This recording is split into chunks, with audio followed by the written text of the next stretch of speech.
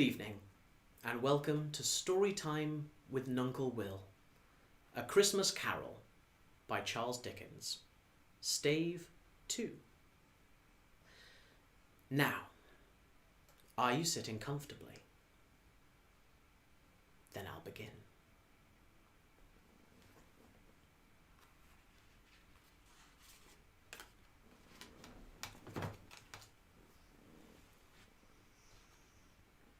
Chapter 2. The First of the Three Spirits. When Scrooge awoke, it was so dark that looking out of bed he could scarcely distinguish the transparent window from the opaque walls of his chamber. He was endeavouring to pierce the darkness with his ferret eyes when the chimes of a neighbouring church struck the 4 quarters, so he listened for the hour. To his great astonishment, the heavy bell went on from 6 to 7, and from 7 to 8, and regularly up to 12, then stopped. 12! It was past 2 when he went to bed. The clock was wrong. An icicle must have gotten into the works. 12! He touched the spring of his repeater to correct this most preposterous clock. Its rapid little pulse beat 12 and stopped. "Why, it isn't possible," said Scrooge, "that I can have slept through a whole day and far into another night. It isn't possible that anything has happened to the sun, and this is 12 at noon." The idea being an alarming one, he scrambled out of bed and groped his way to the window. He was obliged to rub the frost off with his sleeve of his dressing-gown before he could see anything, and could see very little then. All he could make out was that it was still very foggy and extremely cold, and that there was no noise of people running to and fro and making a great stir as there unquestionably would have been if night had beaten off bright day and taken possession of the world. This was a great relief, because 3 days after sight of this first of exchange, pay to Mr. Ebenezer Scrooge or his order, and so forth, would have become a mere United States security if there were no days to count by. Scrooge went to bed again, and thought, and thought, and thought it over and over and over, and could make nothing of it. The more he thought, the more perplexed he was, and the more he endeavoured not to think, the more he thought. Marley's ghost bothered him exceedingly. Every time he resolved within himself, after mature inquiry, that it was all a dream, his mind flew back again, like a strong spring released to its first position, and presented the same problem to be worked all through. Was it a dream or not? Scrooge lay in this state until the chimes had gone 3 quarters more, when he remembered, on a sudden, that the ghost had warned him of a visitation when the bell tolled 1. He resolved to lie awake until the hour was past, and considering that he could no more go to sleep than go to heaven, this was perhaps the wisest resolution in his power. The quarter was so long that he was more than once convinced he must have sunk into a doze unconsciously and missed the clock. At length it broke upon his listening ear. "Ding dong." "A quarter past," said Scrooge, counting. "Ding dong." "Half past," said Scrooge. "Ding dong." "A quarter to it," said Scrooge. "Ding dong." "The hour itself," said Scrooge triumphantly, "and nothing else." He spoke before the hour bell sounded, which it now did with a deep, dull, hollow, melancholy 1. Light flashed up in the room upon the instant, and the curtains of his bed were drawn. The curtains of his bed were drawn aside, I tell you, by a hand. Not the curtains at his feet, nor the curtains at his back, but those to which his face was addressed.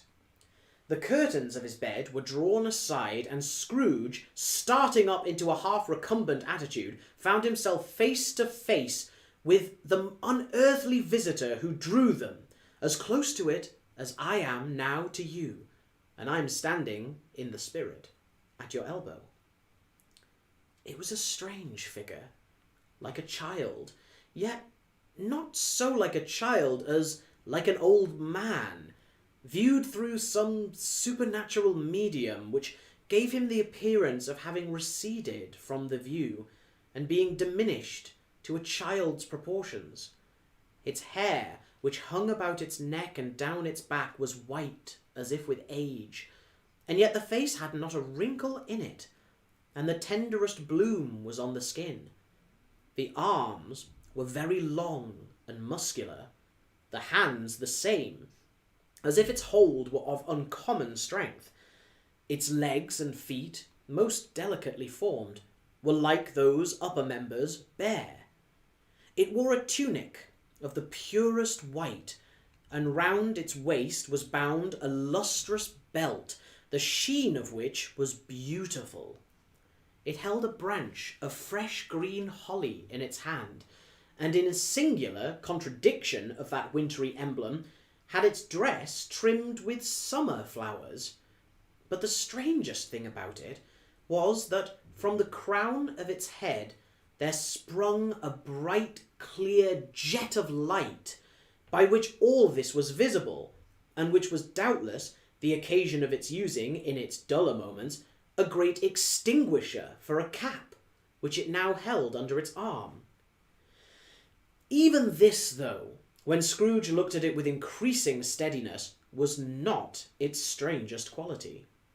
For as its belt sparkled and glittered now in one part and now in another, and what was light one instant at another time was dark, so the figure itself fluctuated in its distinctness, being now a thing with one arm, now with one leg, now with 20 legs, now a pair of legs without a head, now a head without a body, of which dissolving parts no outline would be visible in the dense gloom wherein they melted away. And in the very wonder of this, it would be itself again, distinct and clear as ever. "Are you the spirit, sir, whose coming was foretold to me?" asked Scrooge. "I am." The voice was soft and gentle, singularly low, as if instead of being so close beside him, it were at a distance. "Who and what are you?" Scrooge demanded. "I am the ghost of Christmas past." "Long past?" inquired Scrooge, observant of its dwarfish stature. "No, your past." Perhaps Scrooge could not have told anybody why, if anybody could have asked him, but he had a special desire to see the spirit in his cap, and begged him to be covered. "What?" exclaimed the ghost. "Would you so soon put out with worldly hands the light I give? Is it not enough that you are one of those whose passions made this cap, and force me through whole trains of years to wear it low upon my brow?" Scrooge reverently disclaimed all intention to offend, or any knowledge of having wilfully bonneted the spirit at any period of his life. He then made bold to inquire what business brought him there. "Your welfare," said the ghost. Scrooge expressed himself much obliged, but could not help thinking that a night of unbroken rest would have been more conducive to that end. The spirit must have heard him thinking it, for it said immediately, "Your reclamation, then. Take heed." It put out its strong hand as it spoke, and clasped him gently by the arm. "Rise, and walk with me." It would have been in vain for Scrooge to plead that the weather and the hour were not adapted to pedestrian purposes, that bed was warm and the thermometer a long way below freezing, that he was clad but lightly in his slippers, dressing-gown, and nightcap, and that he had a cold upon him at that time. The grasp, though gentle as a woman's hand, was not to be resisted. He rose, but finding that the spirit made towards the window, clasped its robe in supplication. "I am a mortal," Scrooge remonstrated, "and liable to fall." "Bear but a touch of my hand. There," said the Spirit, laying it upon his heart, "and you shall be upheld in more than this." As the words were spoken, they passed through the wall and stood upon an open country road with fields on either hand. The city had entirely vanished. Not a vestige of it was to be seen. The darkness and the mist had vanished with it, for it was a clear, cold winter day with snow upon the ground. "Good heaven!" said Scrooge, clasping his hands together as he looked about him. "I was bred in this place. I was a boy here." The Spirit gazed upon him mildly. Its gentle touch, though it had been light and instantaneous, appeared still present to the old man's sense of feeling. He was conscious of 1,000 odours floating in the air, each one connected with 1,000 thoughts and hopes and joys and cares long, long forgotten. "Your lip is trembling," said the ghost. "And what is that upon your cheek?" Scrooge muttered, with an unusual catching in his voice, that it was a pimple, and begged the ghost to lead him where he would. "You recollect the way?" inquired the Spirit. "Remember it?" cried Scrooge with fervour. "I could walk it blindfold." "Strange to have forgotten it for so many years," observed the ghost. "Let us go on." They walked along the road, Scrooge recognising every gate and post and tree, until a little market town appeared in the distance, with its bridge, its church, and winding river. Some shaggy ponies now were seen trotting towards them, with boys upon their backs, who called to other boys in country gigs and carts, driven by farmers. All these boys were in great spirits and shouted to each other until the broad fields were so full of merry music that the crisp air laughed to hear it. "These are but the shadows of the things that have been," said the ghost. "They have no consciousness of us." The jocund travellers came on, and as they came, Scrooge knew and named them every one. Why was he rejoiced beyond all bounds to see them? Why did his cold eye glisten and his heart leap up as they went past? Why was he filled with gladness when he heard them give each other Merry Christmas as they parted at crossroads and byways for their several homes? What was Merry Christmas to Scrooge? Out upon Merry Christmas! What good had it ever done to him? "The school is not quite deserted," said the ghost. "A solitary child, neglected by his friends, is left there still."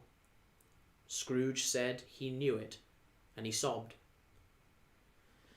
They left the high road by a well-remembered lane and soon approached a mansion of dull red brick, with a little weathercock-surmounted cupola on the roof, and a bell hanging in it. It was a large house, but one of broken fortunes, for the spacious offices were little used. Their walls were damp and mossy, their windows broken and their gates decayed. Fowls clucked and strutted in the stables, and the coach-houses and sheds were overrun with grass. Nor was it more retentive of its ancient state within, for entering the dreary hall and glancing through the open doors of many rooms, they found them poorly furnished, cold and vast. There was an earthly savour in the air, a chilly bareness in the place, which associated itself somehow with too much getting up by candlelight and not too much to eat.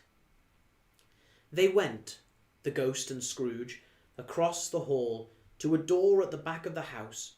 It opened before them and disclosed a long, bare, melancholy room, made barer still by lines of plain deal forms and desks.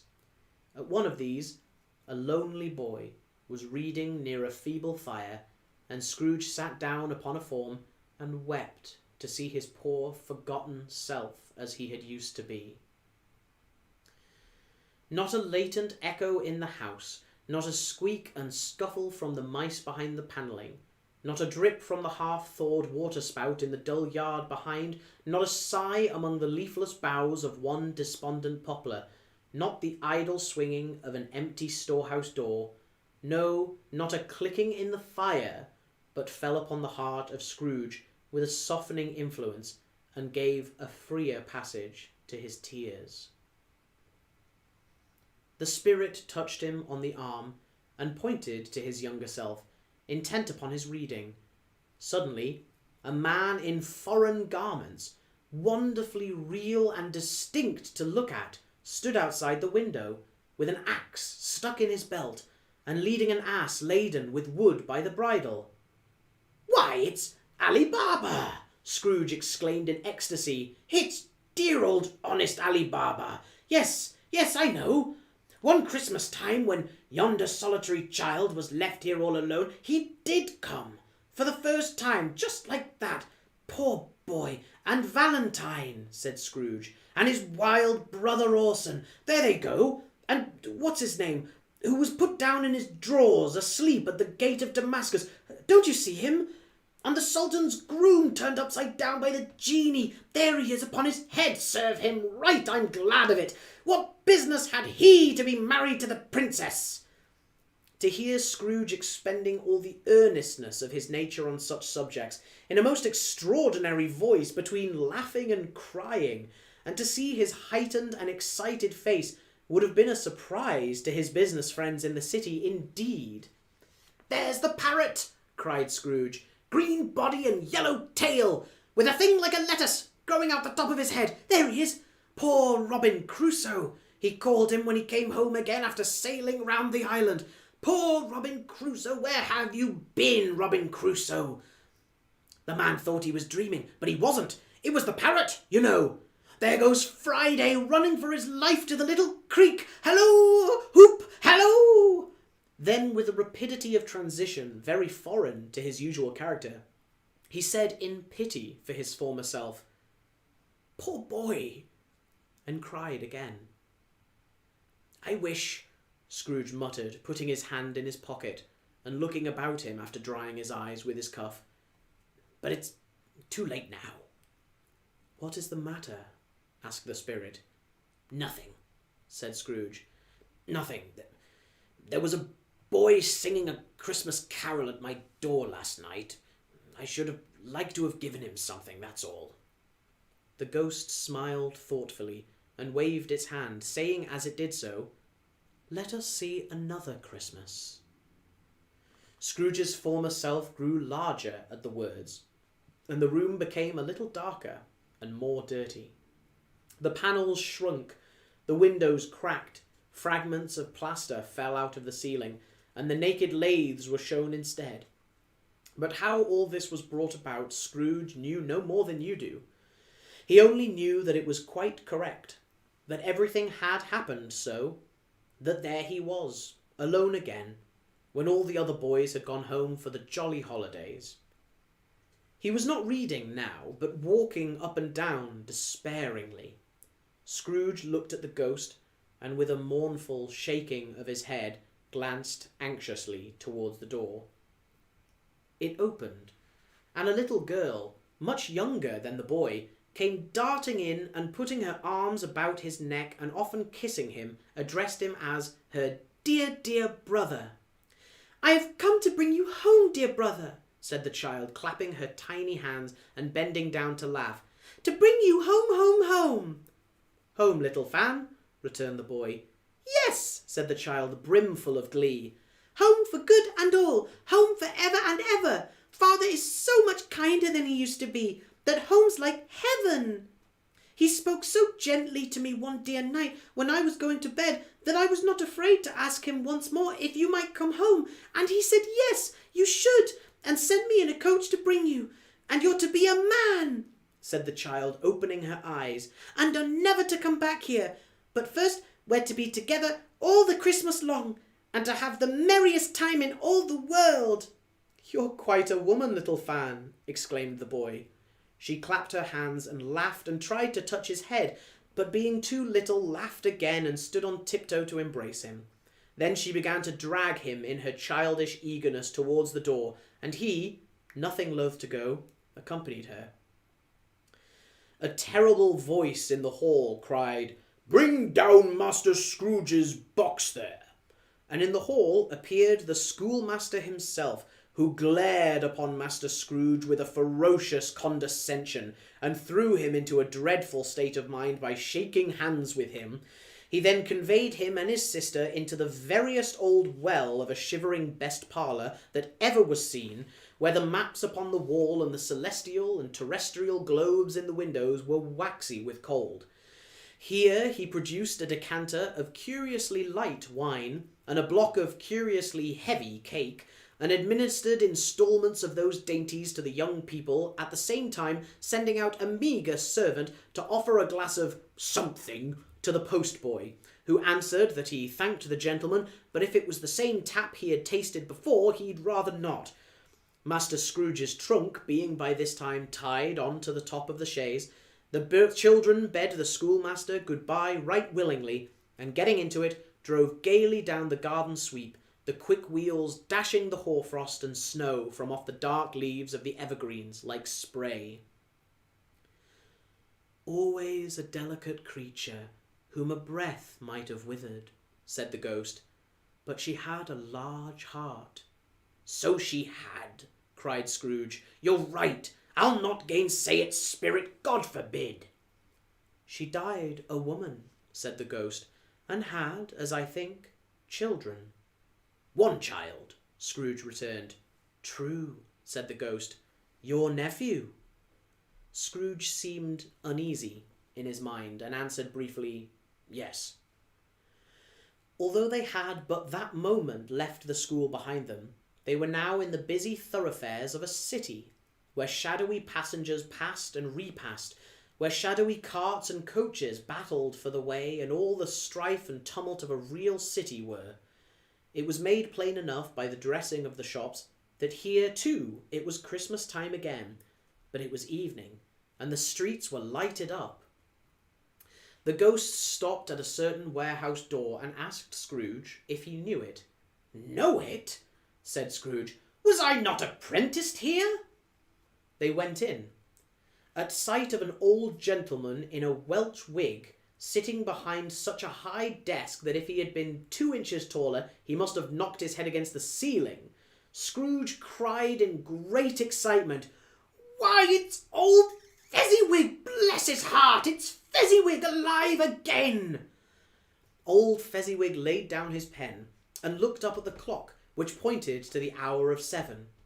He rubbed his hands, adjusted his capacious waistcoat, laughed all over himself from his shoes to his organ of benevolence, and called out in a comfortable, oily, rich, fat, jovial voice, "Yo-ho there, Ebenezer! Dick!" Scrooge's former self, now grown a young man, came briskly in, accompanied by his fellow prentice. Dick Wilkins, to be sure," said Scrooge to the ghost. "Bless me, yes, there he is. He was very much attached to me, was Dick. Poor Dick, dear, dear." "Yo-ho, my boys," said Fezziwig. "No more work tonight. Christmas Eve, Dick. Christmas, Ebenezer. Let's have the shutters up," cried old Fezziwig, with a sharp clap of his hands, "before a man can say Jack Robinson." You wouldn't believe how those two fellows went at it. They charged into the street with the shutters. 1, 2, 3 had 'em up in their places. 4, 5, 6 barred 'em and pinned 'em. 7, 8, 9, and came back before you could have got to 12, panting like racehorses. "Hiley-ho!" cried old Fezziwig, skipping down from the high desk with wonderful agility. "Clear away, my lads, and let's have lots of room here. Hiley-ho, Dick! Chirrup, Ebenezer!" Clear away! There was nothing they wouldn't have cleared away, or couldn't have cleared away, with old Fezziwig looking on. It was done in a minute.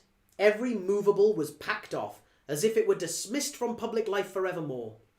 The floor was swept and watered, the lamps were trimmed, fuel was heaped upon the fire, and the warehouse was as snug and warm and dry and bright a ballroom as you would desire to see upon a winter's night.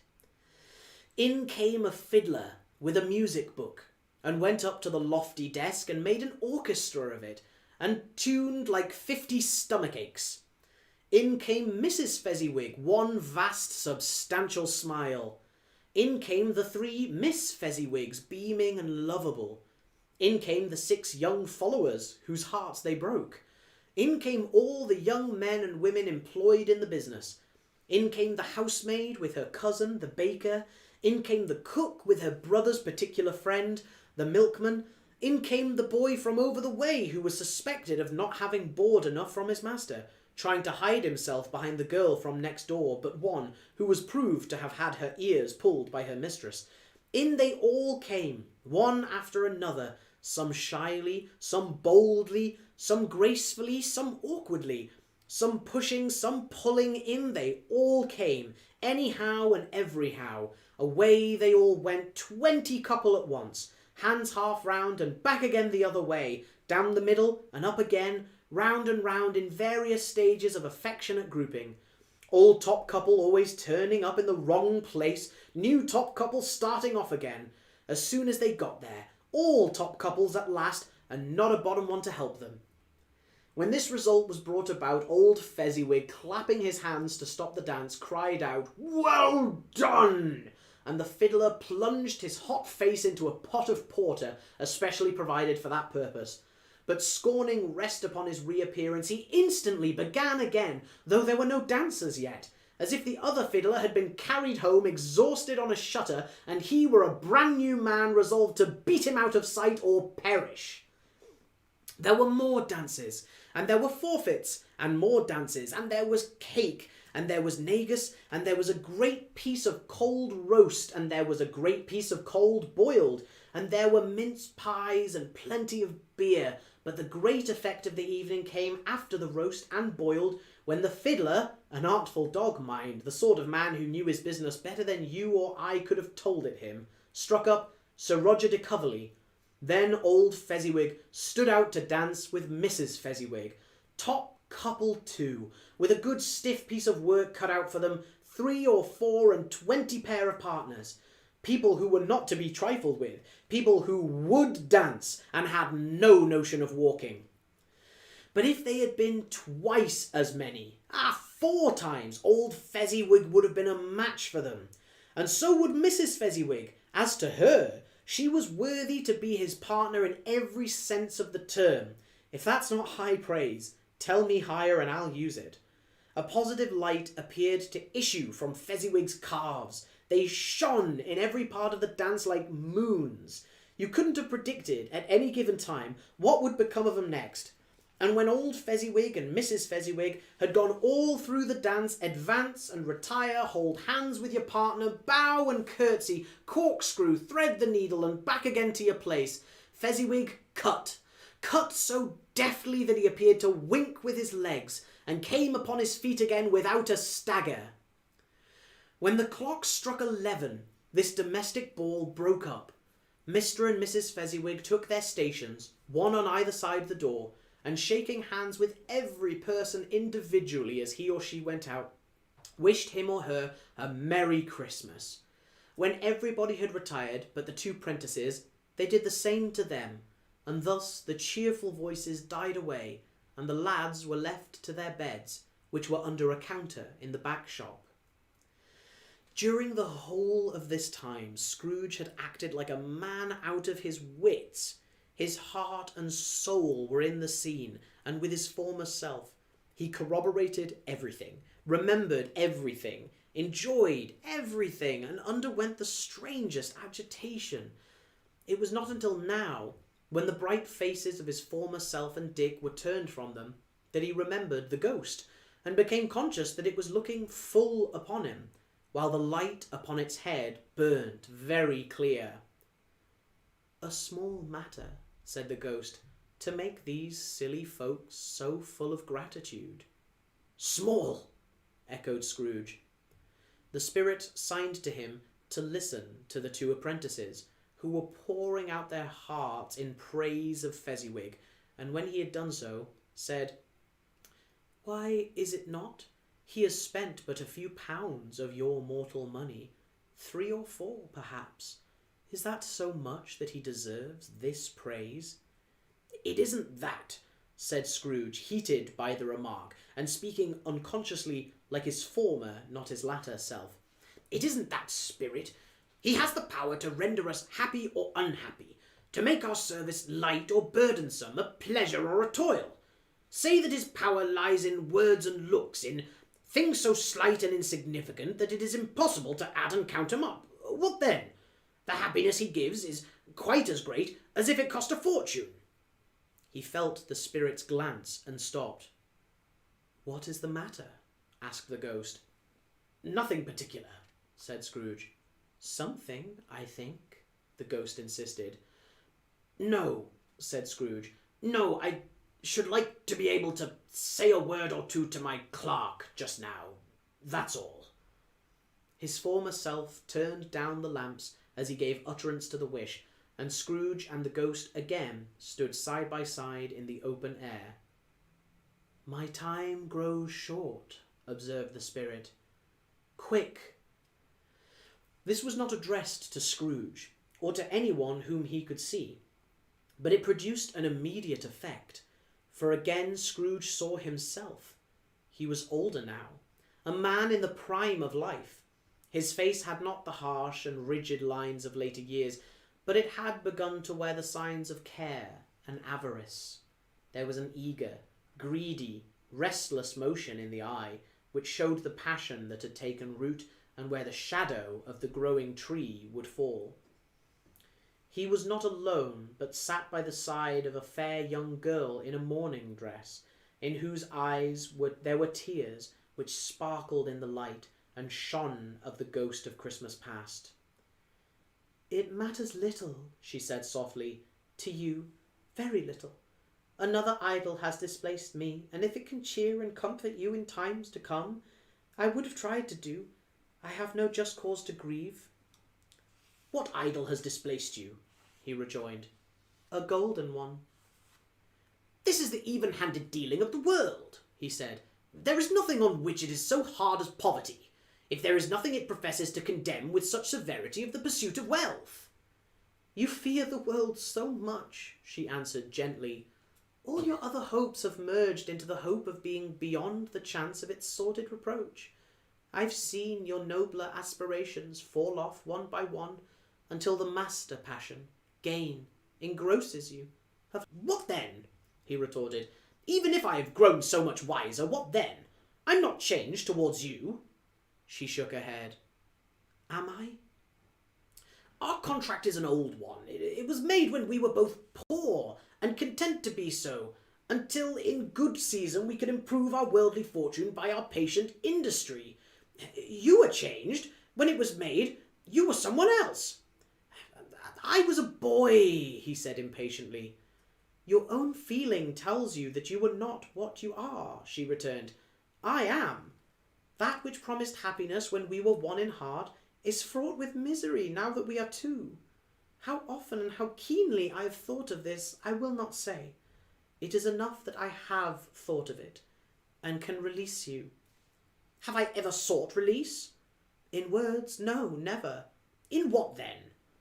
"In a changed nature, in an altered spirit, in another atmosphere of life, another hope as its great end, in everything that made my love of any worth or value in your sight. If this had never been between us," said the girl, looking mildly but with steadiness upon him, "tell me, would you seek me out and try to win me now? No." He seemed to yield to the justice of this supposition in spite of himself, but he said with a struggle, "You think not?" "I would gladly think otherwise if I could," she answered. "Heaven knows, when I have learned a truth like this, I know how strong and irresistible it must be. But if you were free today, tomorrow, yesterday, can even I believe that you would choose a dowerless girl? You who in your very confidence with her weigh everything by gain, or choosing her, if for a moment you were false enough to your one guiding principle to do so, I do not know that your repentance and regret would surely follow. I do, and I release you, with a full heart, for the love of him you once were." He was about to speak, but with her head turned from him, she resumed. "You may, the memory of what is past half makes me hope you will, have pain in this, a very, very brief time, and you will dismiss the recollection of it gladly. as an unprofitable dream, from which it happened well that you awoke. May you be happy in the life you've chosen." She left him, and they parted. "Spirit," said Scrooge, "show me no more. Conduct me home. Why do you delight to torture me?" "One shadow more," exclaimed the ghost. "No more," cried Scrooge. "No more. I don't wish to see it. Show me no more." But the relentless ghost pinioned him in both his arms and forced him to observe what happened next. They were in another scene and place, a room not very large or handsome, but full of comfort. Near to the winter fire sat a beautiful young girl, so like the last that Scrooge believed it was the same, until he saw her, now a comely matron, sitting opposite her daughter. The noise in this room was perfectly tumultuous, for there were more children there than Scrooge in his agitated state of mind could count, and unlike the celebrated herd in the poem, they were not 40 children conducting themselves like one, but every child was conducting itself like 40. The consequences were uproarious beyond belief, but no one seemed to care. On the contrary, the mother and daughter laughed heartily and enjoyed it very much, and the latter, soon beginning to mingle in the sports, got pillaged by the young brigands most ruthlessly. What would I not have given to be one of them? Though I never could have been so rude. No, no. I wouldn't for the wealth of all the world have crushed that braided hair and torn it down, and for the precious little shoe I wouldn't have plucked it off, God bless my soul, to save my life. As to measuring her waist in sport, as they did, bold young brood, I couldn't have done it. I should have expected my arm to have grown round it for a punishment, and never come straight again. And yet I should have dearly liked, I own, to have touched her lips, to have questioned her that she might have opened them, to have looked upon the lashes of her downcast eyes, and never raised a blush, to have let loose waves of hair, an inch of which would be a keepsake beyond price. In short, I should have liked, I do confess, to have had the lightest licence of a child, and yet been man enough to know its value. But now a knocking at the door was heard, and such a rush immediately ensued that she, with laughing face and plundered dress, was borne towards it at the centre of a flushed and boisterous group, just in time to greet the father, who came home attended by a man laden with Christmas toys and presents. Then the shouting and the struggling and the onslaught that was made on the defenceless porter, the scaling him with chairs for ladders to dive into his pockets, despoil him of brown paper parcels, hold on tight by his cravat, hug him round the neck, pummel his back, and kick his legs in irrepressible affection. The shouts of wonder and delight with which the development of every package was received, the terrible announcement that the baby had been taken in the act of putting a doll's frying pan into its mouth and was more than suspected of having swallowed a fictitious turkey glued on a wooden platter, the immense relief of finding this a false alarm, the joy and gratitude and ecstasy, they are all indescribable alike. It is enough that by degrees the children and their emotions got out of the parlour, and by one stair at a time up to the top of the house, where they went to bed and so subsided. And now Scrooge looked on more attentively than ever when the master of the house, having his daughter leaning fondly on him, sat down with her and her mother at his own fireside, and when he thought that such another creature, quite as graceful and as full of promise, might have called him father, and been a springtime in the haggard winter of his life, his sight grew very dim indeed. "Belle," said the husband, turning to his wife with a smile, "I saw an old friend of yours this afternoon." "Who was it?" "Guess." "How can I? Tut, don't I know?" she added in the same breath, laughing as he laughed. "Mr. Scrooge." "Mr. Scrooge it was. I passed his office window, and as it was not shut up and he had a candle inside, I could scarcely help seeing him. His partner lies upon the point of death, I hear, and there he sat alone. Quite alone in the world, I do believe." "Spirit," said the Scrooge in a broken voice, "remove me from this place." "I told you these were shadows of the things that have been," said the ghost, "that they are what they are, Do not blame me." "Remove me," Scrooge exclaimed. "I cannot bear it."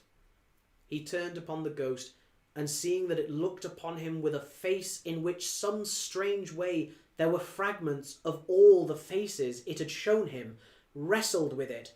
"Leave me! Take me back! Haunt me no longer!" In the struggle, if that it can be called a struggle, in which the ghost, with no visible resistance on its own part, was undisturbed by any effort of its adversary, Scrooge observed that its light was burning high and bright, and dimly connecting that with its influence over him, he seized the extinguisher cap, and by a sudden action pressed it down upon his head. The spirit dropped beneath it, so that the extinguisher covered its whole form. But though Scrooge pressed it down with all his force, he could not hide the light which streamed from under it in an unbroken flood upon the ground. He was conscious of being exhausted and overcome by an irresistible drowsiness, and further, of being in his own bedroom. He gave the cap a parting squeeze, in which his hand relaxed, and had barely time to reel to bed before he sank into a heavy sleep.